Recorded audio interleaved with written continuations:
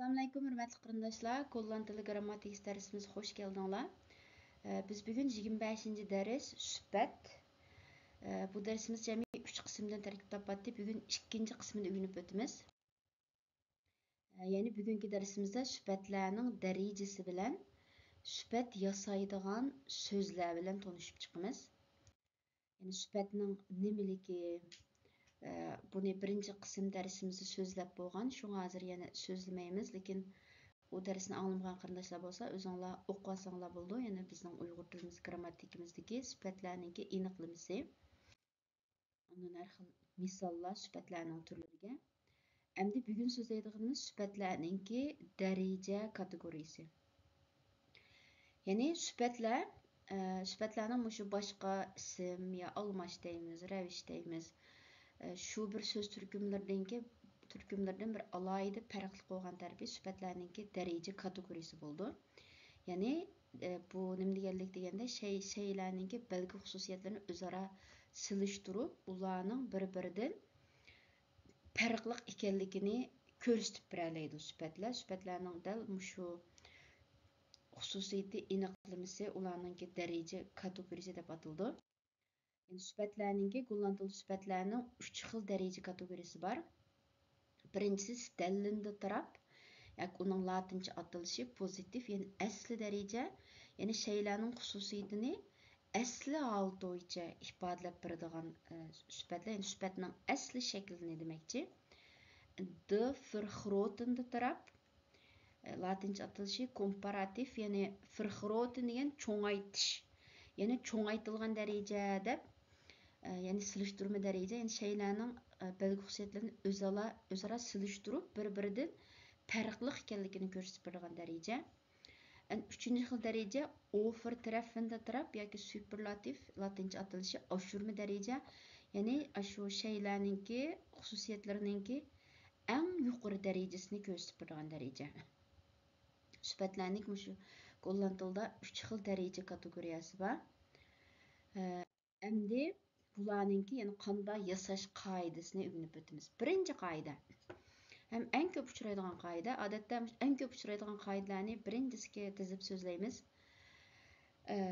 Köp uçuraydigan qoida normalda jiq sübətlərninki silishtirma dərəcəsiga sübətning asli shaklining keyniga sözünü qo'shish orqali oshirma dərəcəsiga het sübətning andın qo'shimchisini qo'shish orqali yasaymiz. Masalan, xirot, yani bu cho'ng sübətninki asli shakli, asli dərəcəsi stellindi taraf. Bunun silishtirma dərəcəsini yasash uchun keyniga xirotir, xirotning keyniga ni qo'shsak, xirotir. Onun oshirma dərəcəsi het xirotist, yani cho'ng, cho'ngroq, eng cho'ng. Deb munozir 3 xil silishtirib da'vatchi 3 narsani. Yoki mo'y, chiroyliq, ni qo'shsak mo'yir, chiroyliqroq, het moist, eng chiroyliq. Yoki dik, dikker, het dikst. Simiz qilin, simizroq, qilinroq, eng simiz klein, kleiner, kichikroq, het kleinst, eng kichiki. Lief, liefer, omaq, het liefst, eng omaq degandek. Yani birinci qoida, en köp işletildiğin qoida mushu. Miyada şu jadvalni ayırım berib qo'ydim. Endi ikkinchi qoida, oxirgi harfi bilan oyoqlashgan sübətlərninki dərəcə kategoriyasi boshqacharoq bo'ldi. Ya'ni oxirgi harfi bilan oyoqlashgan sübətlərninki silishtirma dərəcəsiga, onun asl dərəcəsiga dir qo'shimchisini qo'shimiz, ya'ni dar. Ondan aşırma dərəcəsi bayağı birinci qoidaga o'xshash bo'ldi. Masalan, fir deganning yiroq degan ma'nosi va eng og'ir harfi Onun silishtirma dərəcəsi shunga firdir. Yani firir desek mo'yliq talaffuz qilmoqmi bir xil ta's bo'lib qoldi-ku. Shunga bular gollandiyaliklar talaffuz qilishga oson bo'lish uchun oxirgi harfi bilan oyoqlashgan sübətlərga dir qo'shidi ekan. Firdir, het first, bayağı qoidaga o'xshash.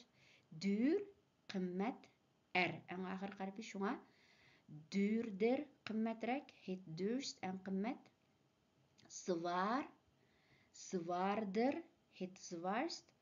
Mager, magerder, het magerst. Zuur, zuurder, het zuurst. Yani ikkinchi qoida shu r harfi bilan oyoqlashgan sifatlarniki daraja kategoriyasi. Bu yerda jadvalni ayrim berib qo'ydim. Endi keldik 3-chi qoida. Oxirgi bo'g'imi a harfi bilan oyoqlashgan. Sizlar hozir men ikki misolda ko'rgandek lux, roza, eng oxirgi bo'g'imi a harfi bilan oyoqlashgan sifatlarningki oshirma darajasiga unda boyagi ikki qoidagidek unda hit emas, balki mes degan so'zni qo'shamiz. Masalan, luxninki katta, hashamatlik degan ma'nosi bor. Uning solishtirum darajasi o'xshash r qo'shamiz, luxer. Lekin oshirma darajasi mest lux, ya'ni eng katta. Roz, qizg'uch, rozer, qizg'uchroq, mist roza, eng qizg'uch degandek. Yani oxirgi harfi a bilan oyoqlashgan sifatlarningki oshirma darajasi boshqacharoq bo'ldi. 4-chi qoida 3 yoki uningdan ortiq bo'g'imdan tuzilgan sifatlarningki oshirma darajasiga mest so'zi qo'shildi. Bu yerda silishtirma deb xato yozib qo'yibdiman. Asli oshirma darajasida, ya'ni fantastis, ya'ni bu qalt. Yani sanab baqsanglar, yani bo'g'im fantastis 3 bo'g'imdan tuzilgan. Buningki silishtirma darajasi shu r qo'shimiz fantastisir, ya'ni qaltisroq. Lekin oshirma darajasiga, ya'ni eng qaltis, agar buni ibboy qoidaga tushirib istiq qo'shsak, ya'ni fantastis deb talaffuz qilmoqmi, shunday bir ta'sir bo'lib qoldi. Shuning bular gollandiyaliklar talaffuz qilishga oson bo'lish uchun mushta 3 bo'g'im, 3 yoki uningdan ortiq bo'g'imdan tuzilgan sifatlarningki oshirma darajasi het mest fantastis, ya'ni mest degan so'zni qo'shganmiz. Ikkinchi misol entuziyast, qizg'in, entuziyastdir, qizg'inroq. Hamda buningki oshirma het mest entuziyast. Agar buni boya o'rgangan 1-chi, 2-chi, 3-chi qoida bo'yicha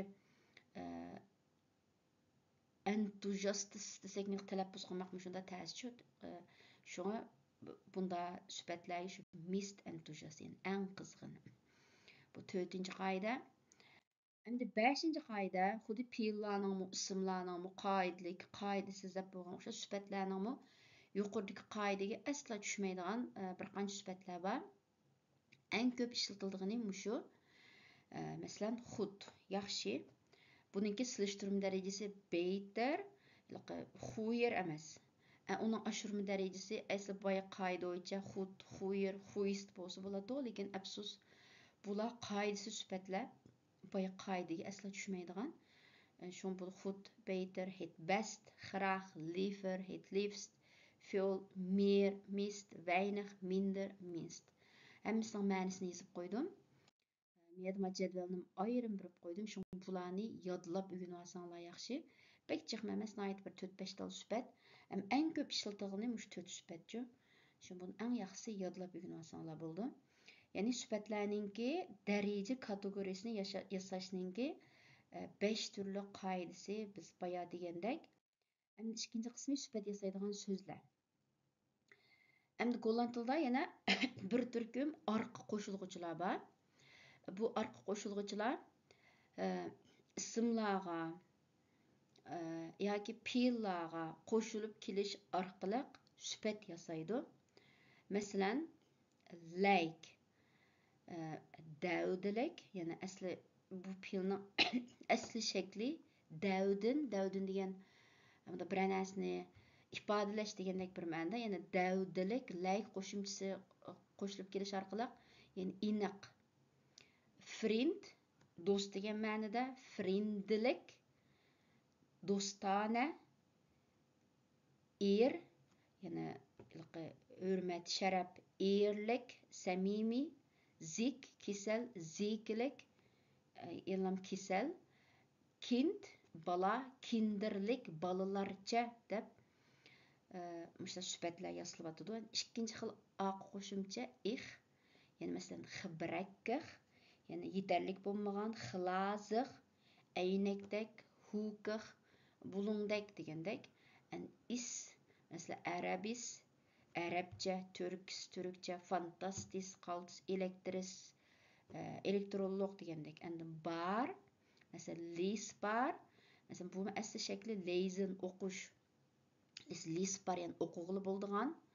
Büstür bar, başqurğulu bolduğan, yani bar degen bir narsa qığılı bolduğan degandek. Foluq bar, əgəşkil bolduğan. Ler bar, ügengil bolduğan. Hor bar, anlıqıl bolduğan degandek. Mesela okuğulu bolduğan kitap. Əgəşkil bolduğan fikir, ideya degandekçi. Los bu hem sübət yasaydigan arq qoşulğucu. Bu adətdə yo'q qildi, yo'q degan ma'noda. Masalan, hülüp los desek yordamsiz, xiful los desek hissiyotsiz degandek.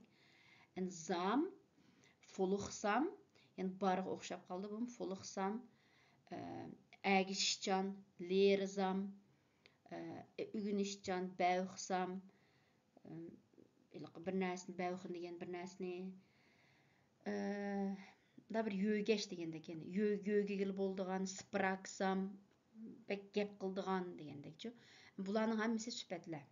Yani şu 6 xil arqa qoşulğucu qoşulğan sözlərmi sübətlərni yasab keldi. Men bu sözlərning hammasining ma'nosini ayrım-ayrım yozmadım. Bek jiq bo'lib ketmasin deb, sizlar asoslıq sübət yasaydigan sözlərning barligini bilib olsanglar bo'ldi. Maxsus yani biz grammatik darsimizda mush arqa qo'shilg'uchilarni so'zlaymiz. Shu vaqtda inshaalloh texmo tafsilroq so'zlaymiz. Yani bugun sübət darsimizningki ikkinchi qismi mushu. Yana bir qism qoldi. Ma'qulamsa keyin qitimliq darsimizda ko'rishaylik. Omon bo'lg'aysizlar.